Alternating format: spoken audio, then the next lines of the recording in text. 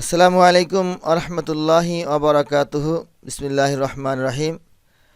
সম্মানিত দর্শক শ্রোতা, দেশ বিদেশ যে যেখানে আছেন সকলের প্রতি রইল আন্তরিক অভিনন্দন, শুভেচ্ছা।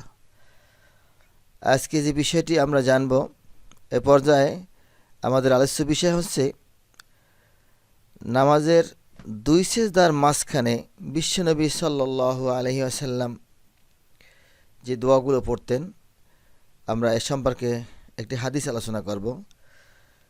সম্মানিত সুধী, বিশ্বনবী সাল্লাল্লাহু আলাইহি ওয়াসাল্লাম নামাজের একটি সেজদা দিয়ে উঠে দ্বিতীয় সেজদার মাঝখানে এই দোয়াটি পড়তেন।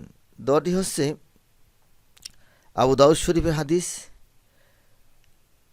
ওয়ান আবি হুরায়রা রাদিয়াল্লাহু তাআলা قال قال رسول الله صلى الله عليه وسلم اللهم إني أعوذ بك اللهم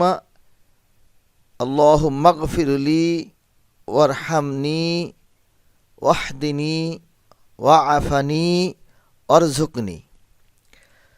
সম্মানিত সুধী, আমি আবার বলছি, আল্লাহুম্মা গফির লি ওয়ারহামনি ওয়াহদিনি ওয়াআফানি ওয়ারযুকনি।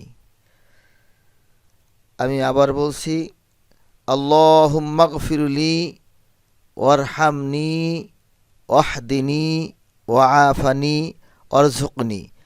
সম্মানিত সুধী, এখানে আমরা আমাদের জীবনে যতগুলো বিষয় প্রয়োজন সব বিষয়গুলো আমরা পেলাম।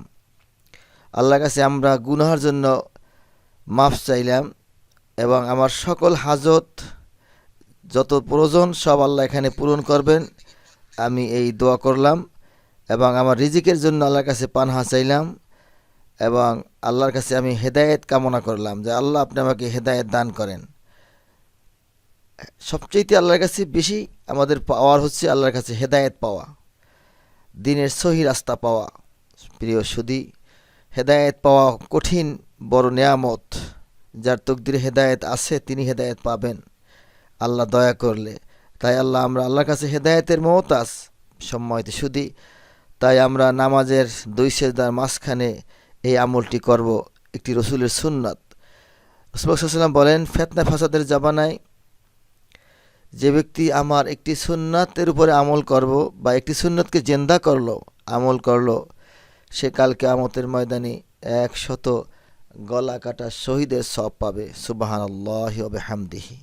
সম্মানিত হাজিরিন, আল্লাহ রাব্বুল আলামিনের হাবিব আমাদেরকে বলেছেন, ফিতনা ফাসাদের জামানায় দাজ্জালি সভ্যতার যুগে একটা সুন্নাতের যদি কেউ জিন্দা করে, আমল করে, আল্লাহ তাকে 100 গলা কাটা শহীদের সওয়াব দান করবেন। রাসূলুল্লাহ সাল্লাল্লাহু আলাইহি ওয়াসাল্লাম বলেছেন, মান তামাসসাকা বিসুন্নতি ইনদা ফাসাদি উম্মতি ফালাহু আজরু মিআতান শাহিদ আও কামা ক্বালা আলাইহিস সালাতু ওয়াসাল্লাম। আল্লাহ রসুল আমাদেরকে স্পষ্টভাবে জানিয়ে দিয়েছেন, যারা শেষ জমানায়, যেই জমানায় আগুন হাতে রাখা, যেরকম আগুনের আংটা হাতে রাখা যেভাবে কঠিন, তদ্রূপ ঈমান রাখাও কঠিন হবে। সেই ফিতনা ফাসাদের জমানায় আমরা হয়তো এসে পড়েছি। সম্মানিত সুধী, ইসলামের সঠিক জ্ঞান, দিনের সঠিক বুঝ যারা পেয়েছে তারা বুঝতে পেরেছে আমরা কোন জমানায় এসেছি, আমরা কোন জমানায় আছি এখন। সম্মানিত সুধী, তাই আমরা আল্লাহর কাছে নাজাতের জন্য, মুক্তির জন্য, হেদায়েতের জন্য, গুনাহ মাফের জন্য দুই সেজদার মাঝখানে এই দোয়াটি নিয়মিত পাঠ করব এবং আল্লাহর কাছে আমরা পানাহ চাইব। সবগুলোই দোয়া, পানাহ চাওয়া। যেহেতু মানুষের জীবনটা হচ্ছে আমলের সাথে সম্পৃক্ত, আমল ছাড়া এই দুনিয়াতে আমাদের কোনো উপায় নেই। আমাদেরকে আল্লাহ আমল করার জন্য, নেক কাজ করার জন্য, পরকালের সম্বল অর্জন করার জন্য দুনিয়াতে আমাদেরকে প্রেরণ করেছেন, আল্লাহর দাসত্ব গোলামি করার জন্য।